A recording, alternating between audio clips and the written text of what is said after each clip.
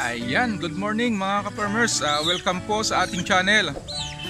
For today's video is bibisitahin po natin yung mga naglilimlim na manok natin at saka babo.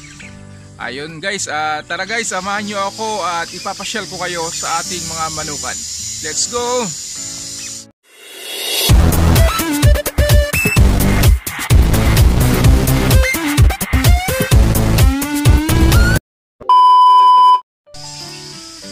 Ayan guys, at unahin po natin yung mga andito lang sa gilid ng aming bahay na naglilimlim. Kung makikita nyo, ito guys. Ayan. Ito po ay itlog na aking native, pero nag-asta dito is Shamu, Japanese Shamu. Kaya crossbreed na po ito. Ayan, mayroon 11 itlog. Tapos punta naman tayo dito sa baba. Andito po yung aking Shamu.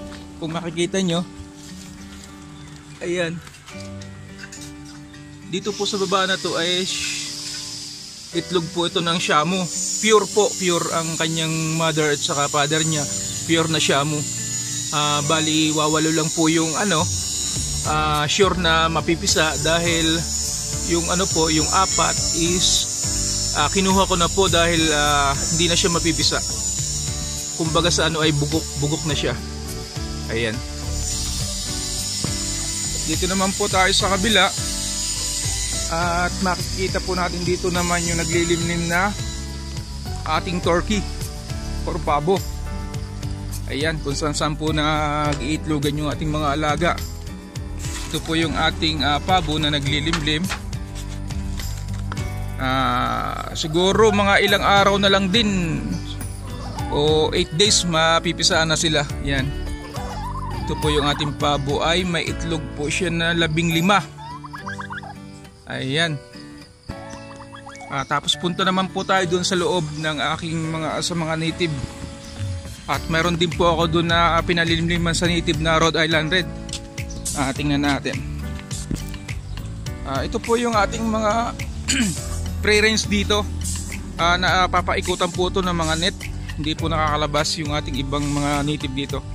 Dahil pag lumabas po minsan hindi po nakakabalik, nawawala, kaya ayun.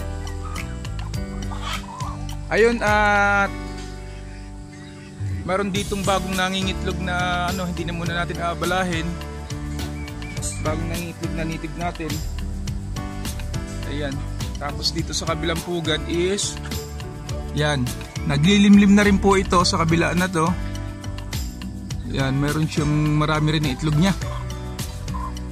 Yan, punta tayo sa baba.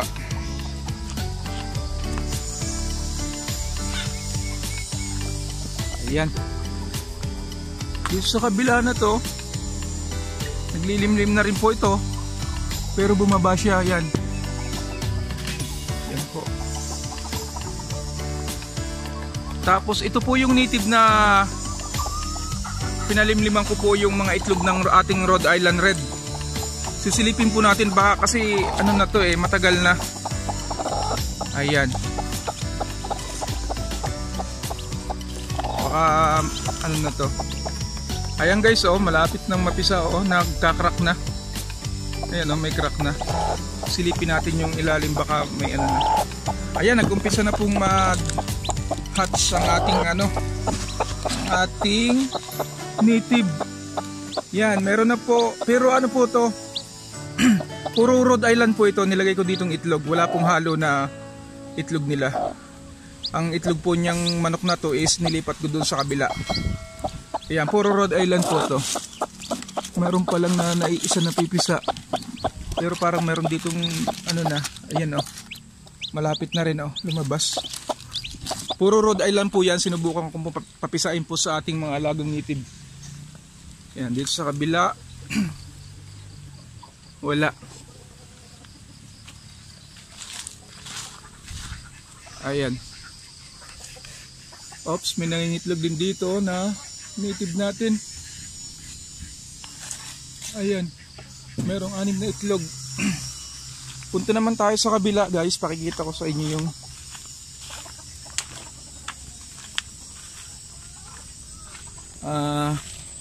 sa ating mga itik pato. Ayan, at nakaitlog na rin. Mga ilan kaya ang itlog nito. Ito po yung itlog ng ating bibi o pato. 1, 2, 3, 4, 5, 6, 7, 8, 9, 10, 11, 12, 13, 14, 15 na po. Pero hindi pa po siya naglilimlim. 15 pieces na po yung itlog niya. Ayun.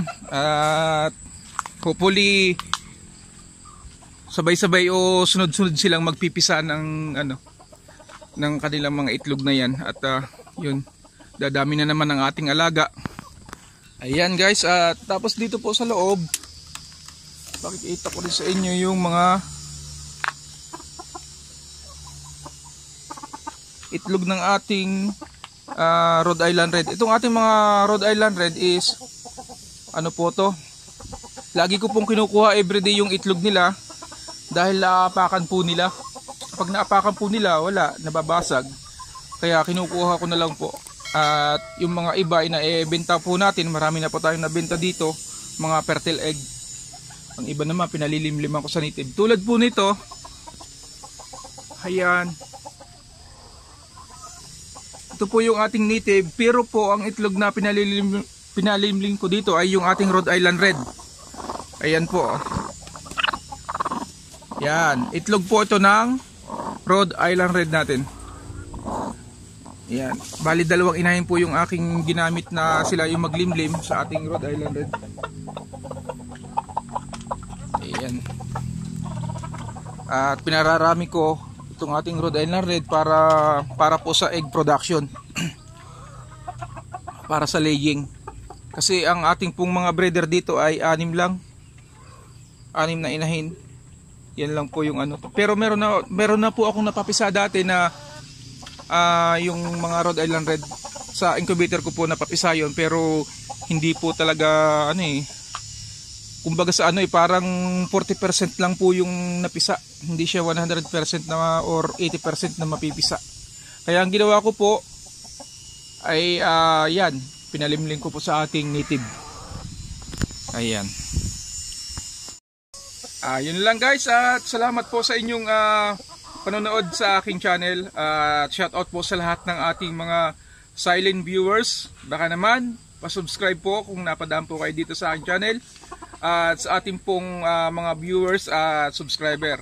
Thank you so much po sa inyo, at sa lahat po ng ating mga kapwa OFW, sa mga kapwa OFW natin, ingat po tayong lahat sa mga bansa tayo naroon guys. Ayan, mag-invest na rin po kayo, magmanukan po kayo katulad ng ginawa ko. Ayan, yun lang guys, at ingat po tayo, and bye bye po, God bless.